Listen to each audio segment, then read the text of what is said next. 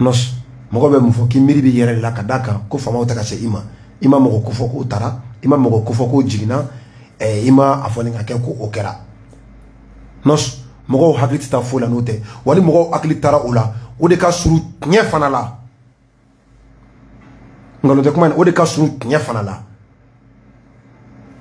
kafo ko imam a yere ka jo entraîneur jo la karsaka jigin karsaka yele nos mogo hakli bita o drondi la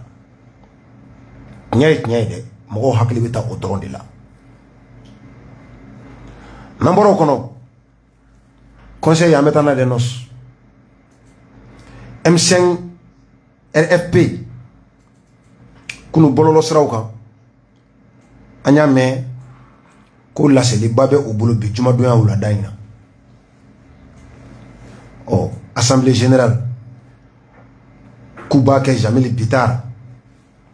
o ka kuru kono ni ka juma fa ko ka Bitar ka garage kuma kan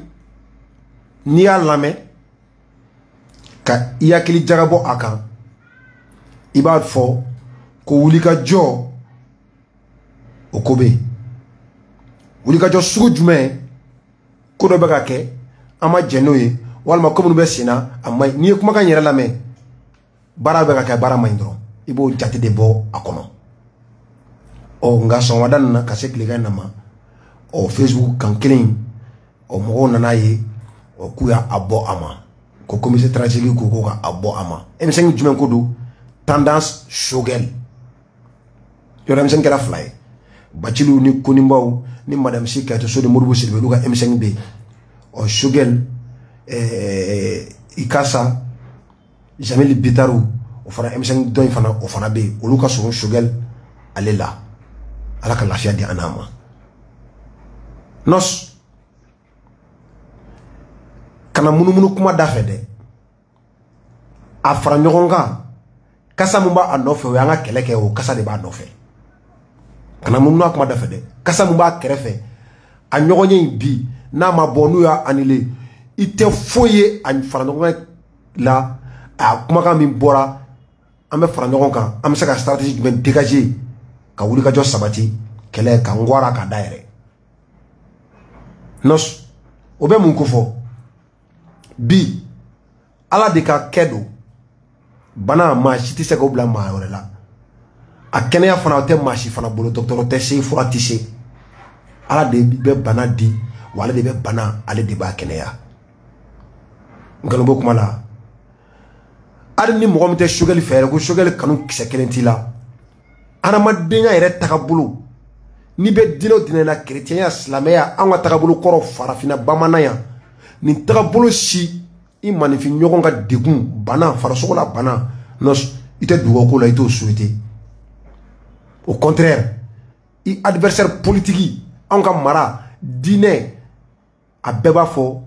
i ka nɔgɔya ɲini a ye ni i yɛrɛ bolo hali a ka hakilina man ɲi i k'a ɲini a ka hakilina ka kɛ i ta ye ka hakilina ɲuman sɔrɔ i tɛ juguman kisi n'a ye abada nos ite juguman kisi n'a ye abada ɔ ni ala nana ka n'a ye masa ye premier ministre garisɛgɛ di mɔgɔ min ma docteur Shogel Kokala Mayiga nos ni ala ye farigan se a ma fɔ yɛrɛ fana k'a bɔra premier ministre la dɛ ma dɔ bilala a nɔ la fɔlɔ yanni lafiya an yɛrɛ bɛ jɛ ko ɲini ala fɛ ala ka lafiya k'o di ani ale ma yani a ka segin ka na ka reposer tranquillement ka segin ka na ka baara ta ka da ka baara min fana bɛ mɔgɔ sɛgɛn i ni mɔgɔw bɛ ɲɔgɔn ye i bɛ yɛlɛ bureau la i bɛ jigin hakilina baara yɛrɛ bɛ mɔgɔ sɛgɛn kosɛbɛ nos caman tun bɛ yen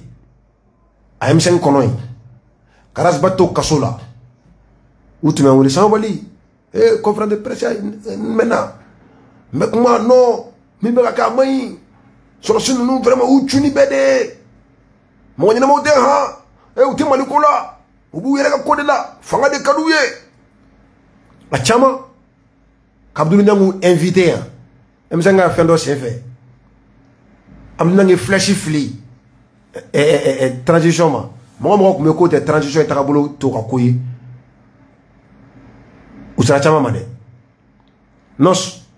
amunu tubele yɛrɛ wuli personnellement de so le gara premier ministre ma do yɛrɛ wulu tenta o bɛ mun ko fɔ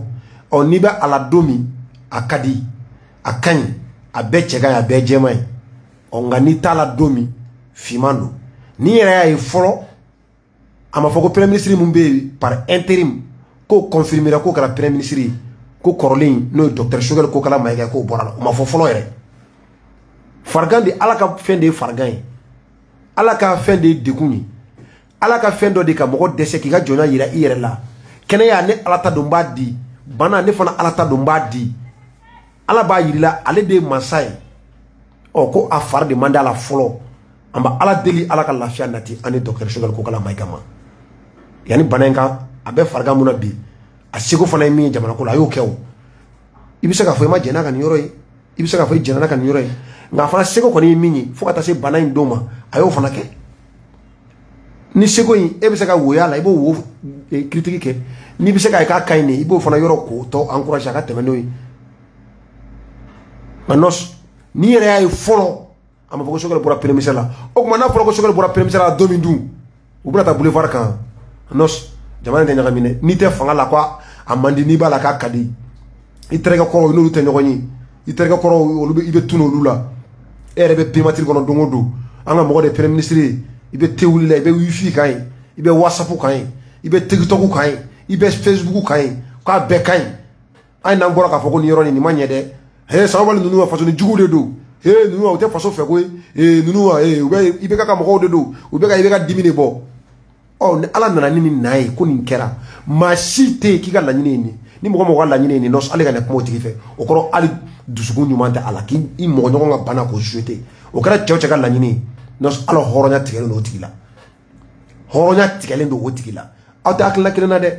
nka ni a banana aw b'a hakilina kelen na dɛ nka n'a banana a fila bɛɛ aw b'a hakilina kelen na aw t'a hakilina kelen na nɔ i bɛ dugawu de don a tigi ye wa o tɛ se ka k'i ka laɲini yɛrɛ ko bana ka i adversaire sɔrɔ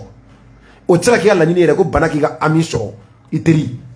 walima i ni mɔgɔ min a ka kungilanna tɛ kelen ye adamadenya yɛrɛ tɛ jɛn ni ko i k'o laɲini sugu ta i dusukun kɔnɔ ɔ n'o ye premier ministre sɔrɔ wa a ma fɔ yɛrɛ fana k'a bɔra a la ɔ réunion bɛɛ ka hakɛ don réunion a sɔrɔsiw ma ɲi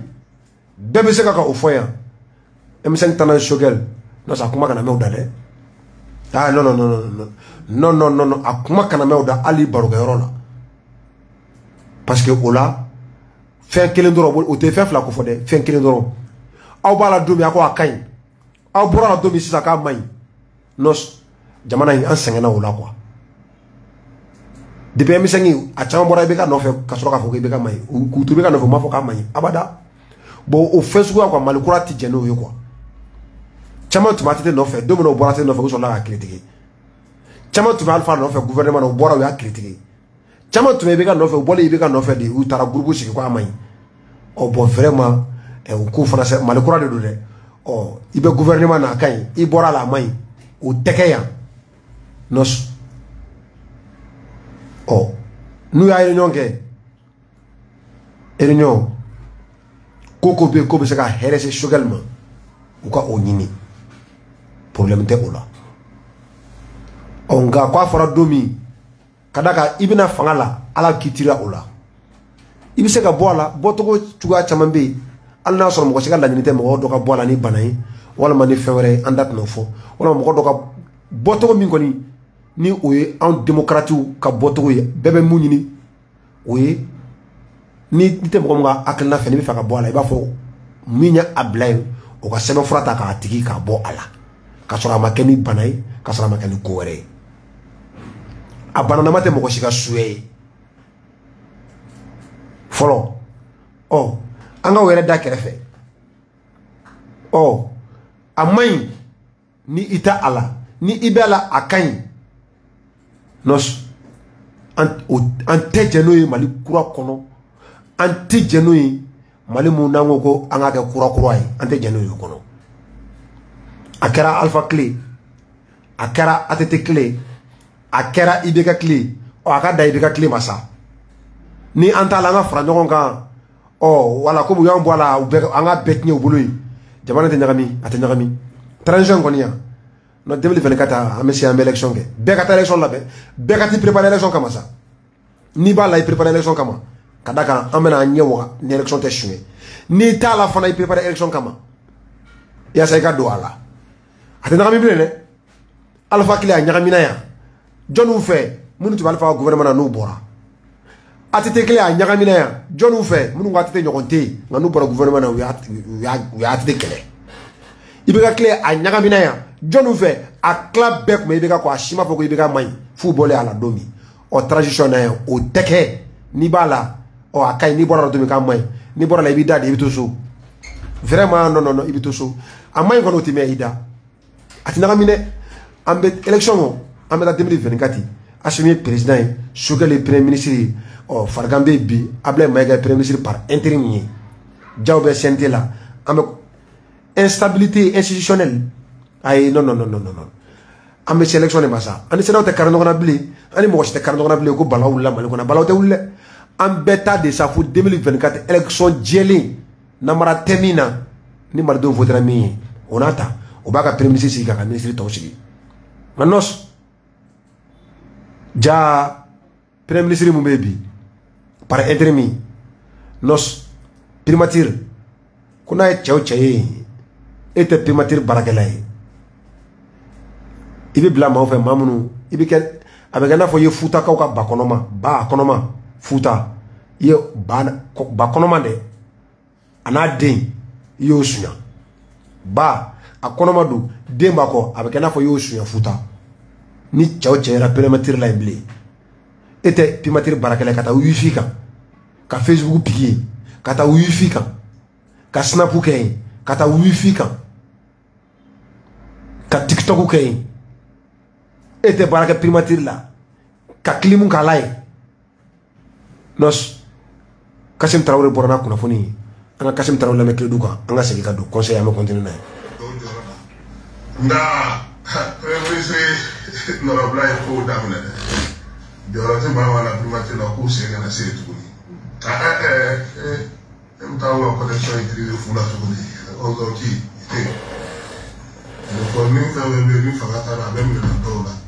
Dɔw ye komi e tɛ foyi la yan e yɛrɛ b'a dɔn e tɛ pa baga la tiga ti pa e ka t'i ka so ama a bɛ yen e ka dugawu kɛ ma. non c'est Kasim min fɔ segin nin kan Kasim ye min fɔ ko premier ministre kura ko ten segin nin yɔrɔ kan. premier ministre nɔrɔbila ye kow daminɛ dɛ jɔyɔrɔ tɛ maa la primature la k'u sen kana se tuguni e bɛ taa wa connexion utiliser fu la tuguni o k'i tɛ. Fɔ ni fɛn fɛn bɛ yen ni fanga t'a la a bɛ minɛ dɔw la dɔw ye komi e tɛ foyi la yan e yɛrɛ b'a dɔn e tɛ pa baga la tiga ti pa e ka t'i ka so ama a bɛ ɲɛ kɔrɔ Kasim a bɛ ɲɛ Kasim ka kuma mɔgɔ kana se yen bilen yɔrɔ o nisɔndiya ko i b'a fɔ ko premier ministre kura min bɛ Ablaye Mayiga a ka tagabolo ka ɲi o ye ko ɲuman ye Ablaye Mayiga in a ka o tagasira ka ɲi nka a bɛ mun ko fɔ. Donc mɔgɔw de tun bɛ taa primature la minnu tɛ baara kɛ yen wa mɔgɔ kana se yen bilen n'i tɛ yen baarakɛla o kɔrɔ mɔgɔ de tun bɛ taa k'a sɔrɔ baarakɛla tɛ bamanankan don dɛ mɔgɔ kana se Star FM na yan bilen n'i tɛ Star FM baarakɛla ye o kɔrɔ ko mɔgɔw de tun bɛ na Star FM na yan k'a sɔrɔ u t'a baarakɛla ye ce qui est grave ɔ Ablaye Mayiga a y'i ka nin décision ye. Les patriotes convaincus, des républicains, des démocrates qui n'aident personne à cause de largesse. Oh, à quoi déjà lui? Nga, ni deux ɲuman sugu ni ata Mali kɔnɔ flèche de bɛ fili ma. Ka da kan minnu kun bɛ taa kɔrɔlen, i y'olu ka civil ye sa dɛ. Attaque sigi attaque o de bɛ k'i la. N'o daminɛna semaine nata yɛrɛ a kana bali la. Je te parle en connaissance de cause. Fɛn caman bɛ n ka WhatsApp kɔnɔ yan dɛ. Ni ye flèche filitɔ ye premier ministre kura in ma semaine nata kana bali la dɛ wa dɔwɛrɛ tɛ dɛ a ko mɔgɔ de kana se primature la yen bilen n'i tɛ baarakɛla ye e tɛ chargé de mission ye i tɛ chargé de nin ye i tɛ agent de nin ye i tɛ travailleur de nin ye fo ten an bɛ ka fanga soutenir i bɛ wifi kan clim te bɛ min mun bɛ don courant na fɛn min bɛ don courant na fo te bɛ wuli n'a ye o bɛ barragé mariburu bɛ fiyɛ dindili bɛ fiyɛ WhatsApp bɛ gosi publication bɛ kɛ Facebook kan j'aime bɛ sɔrɔ partage bɛ kɛ ni ma ye ni hakɛ de ɲɛnajɛ n sulen don dɛ ko n'i tɛ baara kɛ k'i kana se yen NOS premier ministre par intérim min bɛ yen nin baara ɲɛna wa n'u y'a attaqué fana minnu tun bɛ taa n'u y'a attaqué u kana bali i la ka bɔ nin conseil kɔnɔ min na Malikura ko kuma a mɛnna jɔn da M5 Malikura kɔnɔ tagabolo kun ye jumɛn ye n'i bɛ gouvernement kɔnɔ i tɛ kuma a bɛɛ ka ɲi hali n'u ye mɔgɔw da k'u bɛɛ kantigɛ i b'a fɔ ko ayi ko ne y'a y'u kantigɛ ko an y'a lajɛ de u dusukun kɔnɔ u dusukun man ɲi ka ɲɛsin Mali ma an y'o ta u dusukun kɔnɔ nka n'u bɔra la don min hali ni min ka ɲi u b'a fɔ k'o man ɲi conférence de presse nous dénonçons tel acte du président c'est un gouvernement incapable nous b'a la président ka baara a ka ɲi président mɔgɔ min don a basigilen don faso in kanu b'a la gouvernement membre bɛɛ u bɛɛ de bɛ miiri faso la i m'a ye u bɛɛ bɛ taa baarayɔrɔ la joona an ka nin gouvernement yan membre ka ɲi han o y'a ye n'u b'a la Alpha Kile u ye nin kan na yan n'u bɔra la u b'a radio so bɛɛ kan cɛ tɛ kɛ émission na n bɛ fɛ ka na han non tu sais que les décisions bonnes ce n'est pas bon les décisions vraiment il faut qu'on ait des dénonciations qu'on fait vous êtes des patriotes à Barakaï vraiment ni on entend les dénoncer vous venez à la radio quand on sera pour le ministère de la mouille à Chimay pourquoi mon ministère là est tout yé à bec on gagne au dos M5 Malikura mena M5 ni da mon million chama Malikona ko haklen gagne ku be M5 na Malikura tamache do ni be ala a ka ɲi n'i tɛ ala a man ɲi n bɛ conseil mun d'u ma hali n'a man ɲi o k'o fɔli to anw bolo sa hali n'a man ɲi o k'o fɔli to anw bolo min yɛrɛ ka fusa fɛn fɛn ka ɲi u ka bɔ ka o tɔ dɛmɛli kɛ sa non o de ka fusa non o de ka fusa sinon a flèche fili ɲɔgɔn ma a tɛ bɔ foyi fɛ flèche kura ninnu de b'an bolo sisan flèche kura timimanw de b'an bolo sisan a turula dɔrɔn 30 secondes sɔrɔ i taara a flèche fili a tɛ bɔ foyi fɛ yan jamana ɲagami dɛ NOS i bɛ ji dɔɔni di yan an bɛ segin ka don an bɛ dɔɔni fɔ histoire